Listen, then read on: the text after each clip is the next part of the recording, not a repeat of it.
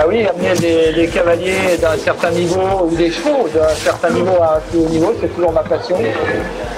J'ai eu la chance, l'honneur, le privilège de faire travailler Pénélope, de l'emmener, c'est vrai, d'un niveau à l'époque qui était... J'ai eu la chance que tu m'aides, que voilà, tu sois là pour m'aider, tu m'as repéré.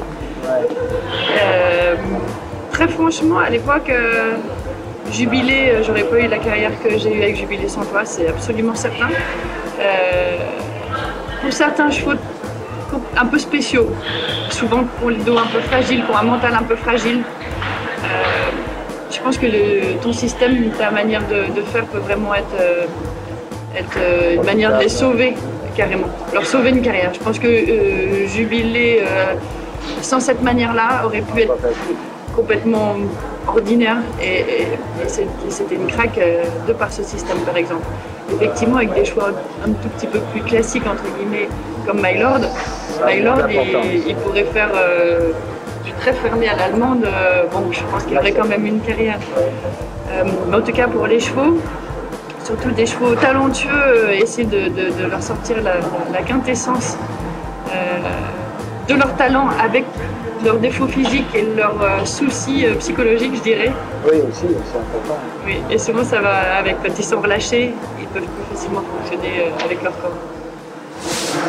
En tant que cavalière, non, je ne sais pas changer ta position beaucoup. Tu avais une très belle position parce que tu as fait de la danse, tu avais fait de la danse. Quoi, oui, mais je me souviens, les premières fois que tu m'as fait monter, j'avais les pieds, les pointes des pieds à l'extérieur. Et les mollets dedans, les mollets complètement coincés ici.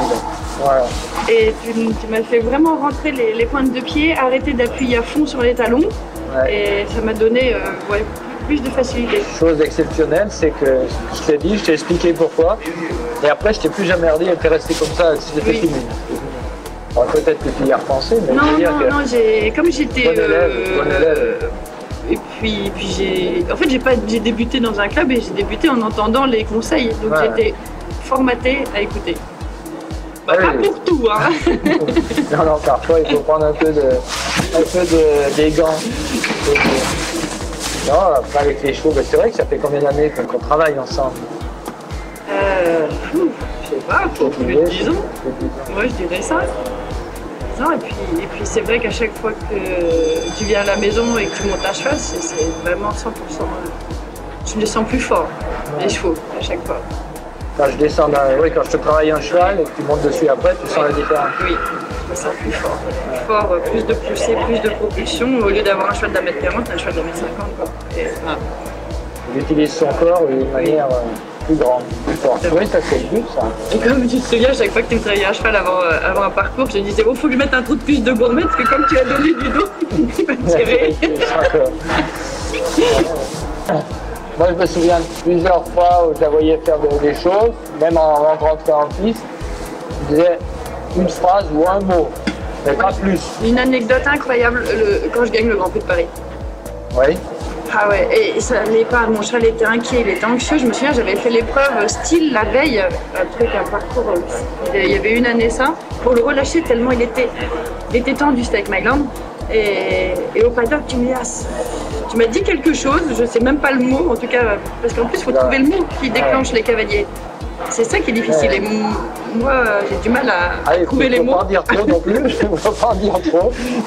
Et je me souviens, alors, de ma manière de penser, je crois que mon cheval voyait l'obstacle et faisait avait un moment d'émotion, il faisait un petit gauche-droite, et moi, je lui mettais un peu de jambes et je sautais trop vite. Et tu m'as dit un truc. Et j'ai fait mon parcours en pensant qu'à ça. Ok, de toute façon, j'ai des réflexes naturels. Du reste, à le canaliser entre les mains et les jambes, ce qui ne passe pas ni en arrière, ni en avant, ni à gauche, ni à droite. Et ce parcours, je me souviens, les premiers parcours sans faute, voilà. Et je suis sortie de plus, j'ai dit, mais évidemment, mais comment j'ai pas pensé à ça avant? Et j'ai perdu du temps, j'aurais dû faire ça avant. Oui. Et ça a été un déclic au paddock, mais peut-être c'était les 3 derniers sauts au paddock. Hein, tu es venu me voir et tu m'as dit, non, là, ça va. Je me souviens, oui, c'était une phrase très courte. Oui. Et ce message était bien passé. Il faut pas beaucoup de paroles, mais des images, des choses très marquantes. C'est ça qui est important. Voir ce qui ne va pas, puis dire ça, la phrase ou le mot qui va déclencher. Non, ça c'est bien.